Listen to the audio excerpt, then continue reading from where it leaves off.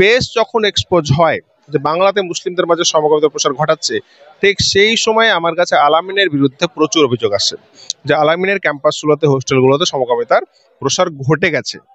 কিন্তু এখন যেটা বলছে মানুষ যে সামান্য একটা ছোট ঘটনা বা এত বড় পরিসরের একটা ছোট জায়গা, সেটা কেন তুলে ধরছে? আমি ঠিক সেটাই মনে করেছিলাম যে এত বড় একটা প্রতিষ্ঠান, দুটো একটা ঘটনা ঘটতেই পারে, 100% যে পারফেক্ট এমন নয়, সেজন্য আমি আমল দিইনি। আমি একদম সত্য কথা বলছি, সেটা আমল দিইনি। গত 7 বছরে আমি গাল খেয়েছি তৃণমূলের কাছে, গাল খেয়েছি সিপিএম এর কাছে, গাল খেয়েছি কংগ্রেসের কাছে, গাল খেয়েছি ইভেন এসডিপি এর কাছে, জামাত ইসলামের কাছে, ওয়েলফেয়ারের কাছে। যেদিন নিজাম পারভেজকে কেনার মতো লোকজনের টাকা হয়ে যাবে, সেদিন জানতে হবে পৃথিবী ধ্বংস হয়ে গেছে। পৃথিবীর সমস্ত টাকা নিয়ে এসে যদি বলে যে তুমি এটা ড্রপ করে দাও, আমি ড্রপ করার মতো লোক নই। আল আমিনের চর্চা রাজ্য জুড়ে, মানে সর্বত্র, সরকারি অফিস থেকে বেসরকারি অফিস, চায়ের দোকান থেকে কৃষি কাজে, সব জায়গায় আল আমিন নিয়ে এখন আলোচনা। কারণ বাংলাকালীর এডিটর নিজাম পারভেজ যে খবর করেছে, খবরের জেরে একেবারে আলোচনার কেন্দ্রবিন্দুতে। হোস্টেলের কুকীর্তি সহ এবং দুর্নীতি, এই দুটো বিষয়কে নিয়ে যেভাবে তথ্য সহ রিপোর্ট পেশ করেছে, তারপরেই নিজাম পারভেজের ওপর গুরুতর অভিযোগ এনেছে নেটিজেনরা। তারা বলছে কোটি টাকার বিনিময়ে নাকি নিজাম পারভেজ এই দুর্নীতি ফাঁস করেছে। আসলেই কি তাই? জানার চেষ্টা করব, কঠিন প্রশ্নের মুখোমুখি করবো আজকে নিজাম পারভেজকে। কত কোটি টাকার বিনিময়ে তুমি আল আমিন মিশনকে বদনাম করার চেষ্টা করছো? যেদিন নিজাম পারভেজকে কেনার মতো লোকজনের টাকা হয়ে যাবে, সেদিন জানতে হবে পৃথিবী ধ্বংস হয়ে গেছে। পৃথিবীর সমস্ত টাকা নিয়ে এসে যদি বলে যে তুমি এটা ড্রপ করে দাও, আমি ড্রপ করার মতো লোক নই। এবং গত 7 বছর থেকে আমি কাজ করে আসছি সেই ইন্টিগ্রিটির সঙ্গে।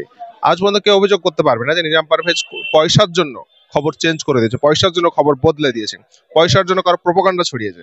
বিশেষ করে জাতির কমিউনিটির স্বার্থে একটা বিষয় জানতে হবে, যখন আমি মিডিয়ার কাজ শুরু করেছিলাম, আমার উদ্দেশ্যই ছিল বাংলার যে মুসলিম কমিউনিটি, যে মাইনরিটি কমিউনিটি, তাদেরকে রিপ্রেজেন্ট করা। বাংলাতে 30% মুসলিম রয়েছেন, 27% মুসলিম, অর্থাৎ প্রায় 3 কোটিরও বেশি মুসলিম রয়েছেন। 3 কোটি মুসলিমের জন্য না একটা ভালো মিডিয়া প্রতিষ্ঠান রয়েছে, না ভালো টিভি চ্যানেল রয়েছে, না তাদের সাহিত্য পত্রিকা রয়েছে, না তাদের কোথাও কোনো রিপ্রেজেন্টেশন নেই। সেই জায়গা থেকে আমি কাজ করা শুরু করেছিলাম যে ডিজিটাল মিডিয়ার মাধ্যমে আমি কিছুটা হলেও বাংলাটা তুলে ধরবো। এবং তখন আমার একটা উদ্দেশ্য ছিল যে আমি মনে করি যে কমিউনিটিতে যেসব ভাইরাসগুলো রয়েছে বা সমস্যাগুলো রয়েছে, সেইগুলো যদি আমরা দূর করতে না পারি, তাহলে আমরা কখনোই উঠতে পারবো না। মানে আমরা যে পিছিয়ে আছি, এর জন্য অবশ্যই সিস্টেম দায়ী, অনেকেই দায়ী, কিন্তু তার থেকেও বেশি সমস্যা যারা করে, তারা হচ্ছে আমাদের কমিউনিটির কিছু লোক, যারা এগুলোতে কম্প্রোমাইজ করে রাখে। সেই জায়গাতে কাজ করছি। ফলে আমি টাকা নিয়ে করেছি, সে প্রমাণ নিয়ে আসুক, কার কাছে কত টাকা নিয়েছে সে বলুক। এবং সে আমি এই কথাও বলছে তো যে আপনার কোনো হয়তো ব্যক্তিগত শত্রুতাকে সেটাকে কাজে লাগানোর জন্য ওইভাবে বদলা নিচ্ছে। গত 7 বছরে আমি গাল খেয়েছি তৃণমূলের কাছে, গাল খেয়েছি সিপিএম এর কাছে, গাল খেয়েছি কংগ্রেসের কাছে, গাল খেয়েছি ইভেন এসডিপি এর কাছে, জামাত ইসলামের কাছে, ওয়েলফেয়ারের কাছে। বাংলার এমন কোনো একটা, মানে বিজেপির কাছেও খেয়েছি, আরএসএস এর কাছেও খেয়েছি। বাংলার এমন কোনো একটা পলিটিক্যাল পার্টি নেই, এমন কোনো একটা সামাজিক ব্যক্তি নেই, মানে যারা কমিউনিটির স্বার্থে কাজ করতো তারা বাদ দিয়ে বাকি সবার কাছে আমি গাল খেয়েছি। তো আমার যদি সেরকম অভ্যাস থাকতো, তাহলে আমি সবার কাছে গাল খেতাম? আমি ঘুরে প্রশ্ন এটাই করতে চাই যে আমি গাল গাল কেন খেয়ে আসি? কারণ সবাই আমাকে অপছন্দ করে, আমি সবার কথাই তুলে ধরি, আবার সবাই আমাকে ভালোবাসে কারণ আমি সবার কথাই তুলে ধরি, এটাই কারণ। ফলে এটাও তো মেনে নিতে হবে যে আল আমিন মিশন তারা অনেক শিক্ষক তৈরি করেছে, অনেক ডাক্তার তৈরি করেছে, তো তাদের এমন কি দুর্নীতি রয়েছে যে সেটাকে চাপা গেল না, সেটাকে চেপে রেখে দিয়ে সমাজের যে ভালো কাজ করছে সেটাকে তুলে ধরা কেন কেন সেটা করবে? আমি এখনো পর্যন্ত যতগুলো কাজ করেছি বা যত ব্রেক করেছি, নিউজ নিয়ে এসেছি, তার মধ্যে সব থেকে বেশি সময় দিয়ে, লম্বা সময় দিয়ে স্ক্রুটনি করে যে কাজটা করছি, সেটা আল আমিন মিশন। প্রথমে একটা কথা জানতে হবে, সাফল্য আছে মানেই কোনো প্রতিষ্ঠান প্রচুর সাফল্য তার মানে তার কোনো দায়বদ্ধতা নেই সমাজের প্রতি, এমনটা নয়। প্রথম কথা যেতে হবে, আল আমিন কি ব্যবসায়িক প্রতিষ্ঠান? ফার্স্ট হচ্ছে এটা। আল আমিন কি নুরুল ইসলাম, নুরুল ইসলাম, তিনি কি তার নিজস্ব সম্পত্তি বিক্রি করে বা নিজস্ব টাকা দিয়ে শুরু করেছেন? তিনি শুরু করেছেন এটা জাকাতের টাকা দিয়ে, মানুষের দানের টাকা নিয়ে। মানুষ এসছেন, কাছে এসছেন, চাল ডাল পাঠিয়েছেন, বর্ধমান থেকে চাল ডাল পেয়েছেন, বীরভূম থেকে পাথর পেয়েছেন বাড়ি করার জন্য। হাজার হাজার মানুষ তাকে হেল্প করেছেন, টাকা দিয়েছেন, জাকাতের টাকা দিয়েছেন, ডোনেট করেছেন, সেই টাকায় তৈরি হচ্ছে আলামিন মিশন। এবং আলামিন মিশনের উপরে যে গুরুতর অভিযোগগুলো রয়েছে সেইগুলো কখনো ইগনোর করার মতো নয়। প্রথম হচ্ছে ফিনান্সিয়াল অ্যাকাউন্টেবিলিটি। আলামিন মিশন এখনো পর্যন্ত পাবলিকলি কোনো ডেটা প্রকাশ করে না, যেটা সাধারণত করতে হয়, যেটা সাধারণত সমস্ত পাবলিক কোম্পানিকেও করতে হয়, যে তার ইভেন আম্বানিকেও করতে হয় প্রতি 3 মাস অন্তর, যে তার কোম্পানি কতটা লাভ হয়েছে, কতটা লস হয়েছে, কত টাকা ঋণ রয়েছে, তাদের অ্যাসেট কত টাকা রয়েছে, সবকিছু। তাহলে সেখানে একটা এনজিও, একটা নন প্রফিট প্রতিষ্ঠান কিভাবে হিসেব প্রকাশ করে না থাকতে পারে? কিভাবে তার হিসেব প্রকাশ করবে না কেন? শুধু এইটুকু নয়, এটা গেল হিসেবের দিক। সেকেন্ড হচ্ছে তাদের যে ম্যানেজমেন্টে কে রয়েছে না রয়েছে সেটার কোনো হিসেব নেই। তারপরে তাদের যে সব, আমি সবকিছু বলতে পারবো না, সমস্যা হচ্ছে এতটাই ভেতরে কিছু রয়েছে আমি বলতেও পারবো না, বললে পারে বিশাল বড় কাণ্ড হয়ে যাবে। এই যে অভিযোগগুলো তুমি নিয়ে এসছো বা তোমার কাছে যে অভিযোগ জমা পড়েছে মোটামুটি, তার উপরে তুমি খবর করেছো, আলামিন মিশনের সাথে কথা বলার চেষ্টা করছো এই অভিযোগ নিয়ে? প্রত্যেকটা যখন আমাদের কাছে খবর এসছে, আমরা প্রথম কনফার্ম করেছি যে ব্যক্তি দিচ্ছে আমাদেরকে সে ব্যক্তি জেনুইন কিনা, ফার্স্ট হচ্ছে এটা। তারপরে সে জেনুইন হলে তার যে দাবি সেটা কতটা সঠিক, এবং তারপরে একটা কনক্লুশন আসার পরে আমরা সেই বিষয়ে আলামিন মিশন কর্তৃপক্ষকে, বিশেষ করে এম নুরুল ইসলামকে হোয়াটসঅ্যাপের মাধ্যমে, ফোনের মাধ্যমে এবং হোয়াটসঅ্যাপ এবং ইমেলের মাধ্যমে আমরা তাকে প্রশ্ন পাঠিয়েছি এবং তাদেরকে বলেছি যে প্রশ্নের উত্তর চেয়েছি। তারা উত্তর না দিয়ে তারা আমাকে, নুরুল সাহেব আমাকে বলেছেন যে আপনি আসুন, দেখা করুন, বসুন।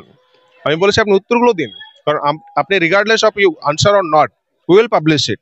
আমরা সেটা বলেছি যে আপনি আমাদেরকে উত্তর না দিলেও আমরা পাবলিশ করবো, উত্তর দিলেও সেটা তুলে ধরবো, কারণ অভিযোগগুলো খুব গুরুতর।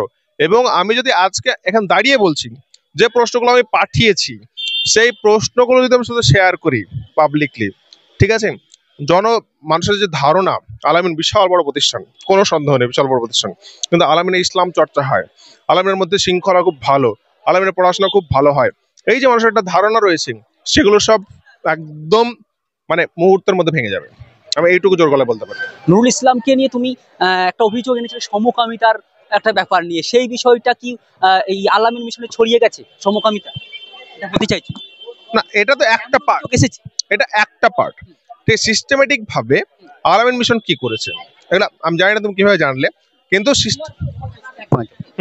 সিস্টেমেটিক ভাবে আলামিন কি করেছে, তারা তাদের যে ক্যাম্পাসগুলোতে সমকামিতার প্রসার ঘটিয়েছে, তারা যখন সমকামিতার সঙ্গে কেউ জড়িত ধরা পড়েছে তাদের এগেইনস্টে শাস্তি দেয়নি, তাদেরকে এমনও ঘটনা আছে, তারা প্রত্যক্ষদর্শী আছে, তারা দেখেছে চোখের সামনে, যাদের রুমমেট ছিল, এমনও লোক রয়েছে, এমনও ছাত্র জবানবন্দি দিয়েছে যে কিছু কিছু সমকামিতার সঙ্গে যুক্ত তাদের রুমমেট ছিল, যখন তারা সেটা কর্তৃপক্ষকে জানায় তখন তাদেরকে কোনো শাস্তি না দিয়ে তাদেরকে আলাদা রুমে শিফট করে দেওয়া হয়, কিছু ক্ষেত্রে শাস্তি দেওয়ার নাম করে তাদের অন্য ব্রাঞ্চে পাঠানো হয়।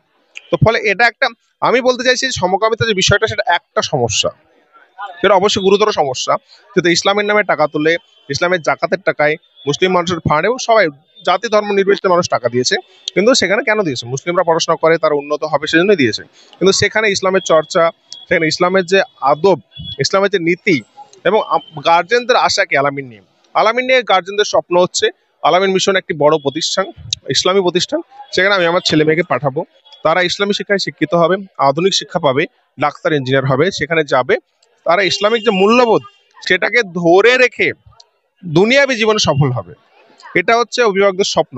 কিন্তু আমি জোর গলায় বলতে পারি, জোর গলায় না, আমি চ্যালেঞ্জ করে বলছি, সেটা 99% নেই।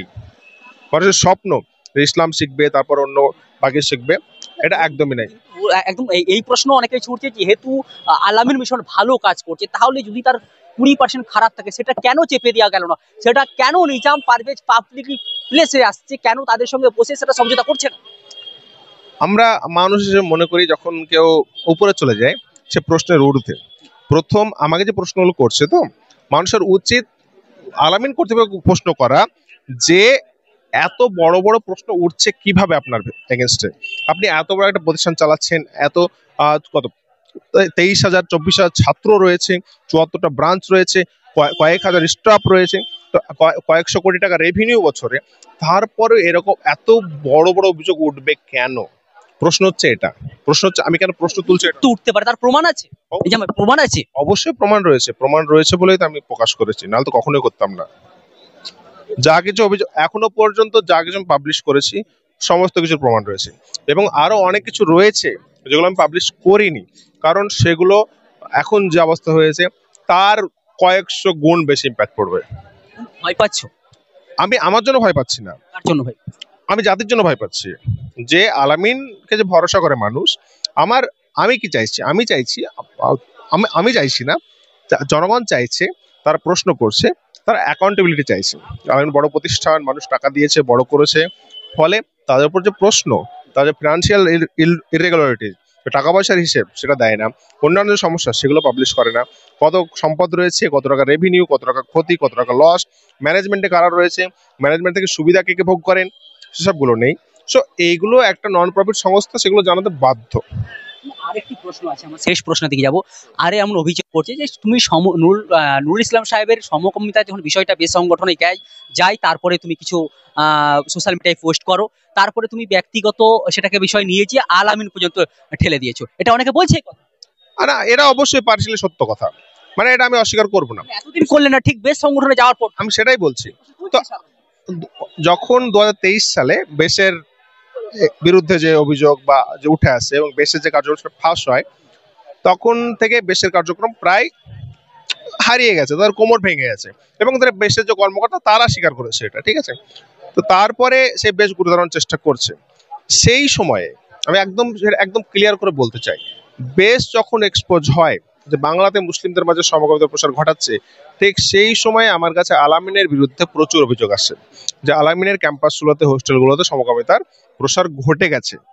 কিন্তু এখন যেটা বলছে মানুষ, যে সামান্য একটা ছোট ঘটনা বা এত বড় প্রতিষ্ঠানের একটা ছোট জায়গা, সেটা কেন তুলে ধরছে, আমি ঠিক সেটাই মনে করেছিলাম যে এত বড় একটা প্রতিষ্ঠান, দুটো একটা ঘটনা ঘটতেই পারে, 100% যে পারফেক্ট এমন নয়, সেজন্য আমি আমল দিইনি। আমি একদম সত্য কথা বলছি, সেটা আমল দিইনি। এবং ইভেন আমাকে কয়েকজন বলেছে আলামিন মিশনে জোর করে টাকা নেওয়া হয়, ও ক্রস করে, ফাইন্যান্সিয়াল ক্রস করে, বা কেউ টাকা দিতে পারলো না, তাকে টাকা ছাড়া সার্টিফিকেট দেওয়া হয় না, এরকম অনেক অভিযোগ আছে। এবং আমি তখন বলেছি যে একটা প্রতিষ্ঠান চালাতে গেলে যদি কেউ টাকা দেবো বলে, তারা অবশ্যই দেওয়া দরকার, প্রতিষ্ঠান চলবে না, একটা বড় প্রতিষ্ঠান চলবে না। কিন্তু 2 বছর পরে, 2.5 বছর পরে, যখন সে আলামিনের নুরুল ইসলাম বেশের প্রোগ্রামে গেলেন, যে বেশ অলরেডি এক্সপোজ সমস্ত কাজের জন্য, এবং বেশের প্রোগ্রামে যাওয়ার আগে নুরুল ইসলাম নিজে আমাকে ফোন করেছিলেন। তো আমি তাকে ফোন করেছিলাম অবশ্যই, জানতে পারার পর যে তিনি হয়তো জানেন না সঠিক, আমি তাকে ইনফরমেশনটা দিই, ঠিক আছে, যে এই বিষয় আপনি এগুলো দেখুন। তিনি নিজে আমাকে ফোন করলেন, আমি একদম ফোন করেছিলাম, হোয়াটসঅ্যাপ করেছিলাম, তারপরে তিনি আমাকে ফোন করেন। ফোন করে বেশ কয়েক মিনিট, প্রায় 8-10 মিনিট তিনি সবকিছু শোনেন, বিষয়টা কি কি না সবকিছু আমি তাকে বলি।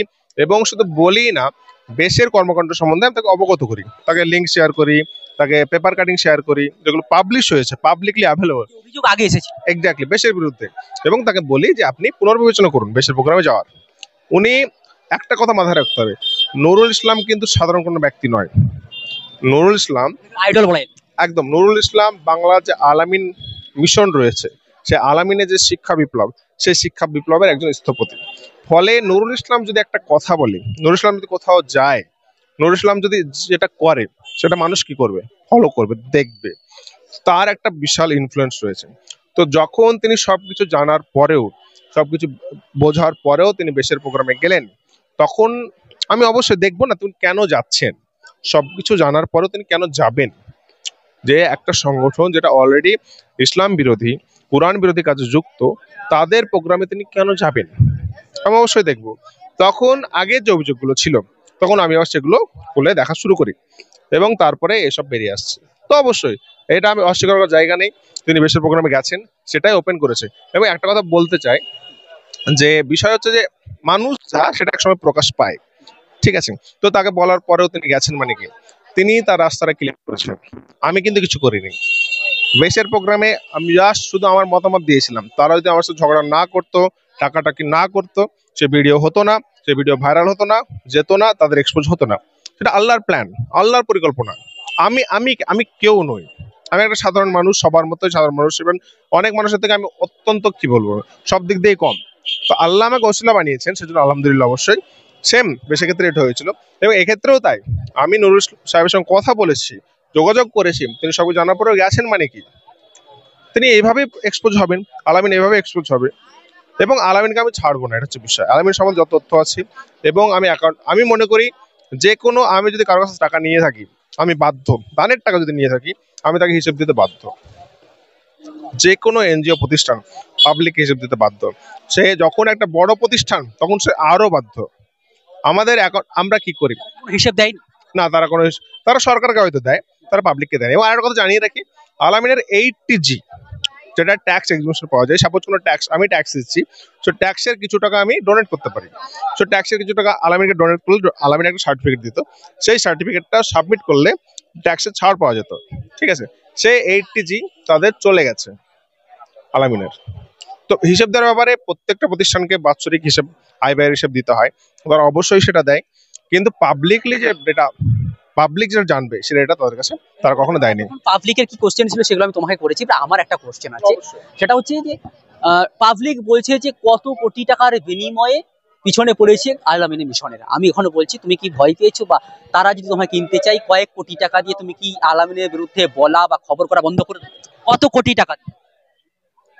আমাকে যদি বলা হয় যে এই মুহূর্তে তোমায় কলকাতায় আমি 4টে ফ্ল্যাট দেবো, অ্যাটমসফিয়ার একটা ফ্ল্যাট কিনে দেবো, অথবা দা 42 একটা ফ্ল্যাট কিনে দেবো, তোমায় একটা BMW রেঞ্জ রোভার গাড়ি দেবো, সঙ্গে তুমি যা চাইবে তাই পাবে, আজ জীবনে তোমাকে চিন্তা করতে হবে না, তোমার মিডিয়ার সমস্যা, তোমার এই সমস্যার সমাধান করে দেবো, তারপর আমি মানবো না।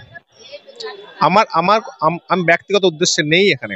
যদি ব্যক্তিগত উদ্দেশ্য থাকতো, 2 বছর আগে আমার চ্যানেলের মাধ্যমে বিভিন্ন পলিটিক্যাল পার্টি অ্যাপ্রোচ করেছিল, তারা অনেক টাকা দিত। আমি মনে করি আমার হচ্ছে স্কাই ইজ দ্য লিমিট। যদি এই হতো তাহলে স্ট্রাগল করতাম না, স্ট্রাগল করার দরকার হতো না। আমি মনে করি আমি আমার কাছে দায়বদ্ধ, আমি আল্লাহর কাছে দায়বদ্ধ, আমি সমাজের কাছে দায়বদ্ধ। মানুষ আমাকে ভরসা করে আছে, আমি একটা কথা বলছি, সে কথার গুরুত্ব যখন রয়েছে, তার মানে মানুষ আশা করে যে আমি ঠিকঠাক ডেলিভারি দেবো। এবং এক্ষেত্রে আমি কোনো কম্প্রোমাইজই করবো না, সে যতই টাকা নিয়ে আসুক, যাই নিয়ে আসুক। এবং ওরা অলরেডি চেষ্টা করেছে, আমার সঙ্গে বসার চেষ্টা করেছে, লোকজনের মাধ্যমে যোগাযোগ করার চেষ্টা করছে, লোকজনের মাধ্যমে থামানোর চেষ্টা করছে, সব রকম চেষ্টা তারা করেছে। তারা কিছুতে সফল হতে পারেনি এবং সফল হতে পারবে না। এবং ক্লিয়ার করে বলতে চাই, Nizam Parvez is not for sale, you can't buy Nizam Parvez. এখানেই শেষ করব। আল-আমিন মিশন নিয়ে আপনাদের কি মতামত রয়েছে কমেন্টে অবশ্যই জানান। যেহেতু আল-আমিন মিশন একটি সবচেয়ে বড় প্রতিষ্ঠান, সেখান থেকে মুসলিম ধর্মের অনেক ছেলে মেয়ে ডাক্তার মাস্টার হয়েছে, তো তো সেই জায়গায় দাঁড়িয়ে যদি সেই জায়গায় দুর্নীতি হয় বা সমকামিতার পক্ষে তারা কাজ করে, তাহলে সেটা অবশ্যই অন্যায় হবে। কিন্তু আসলে সত্যি বেরিয়ে আসবে একদিন। তো নিজাম পারভেজের মতকে আপনি কিভাবে নিচ্ছেন অবশ্যই কমেন্ট করে জানাবেন, এবং আল-আমিনের পক্ষে আপনার কি বক্তব্য রয়েছে অবশ্যই কমেন্টে জানান।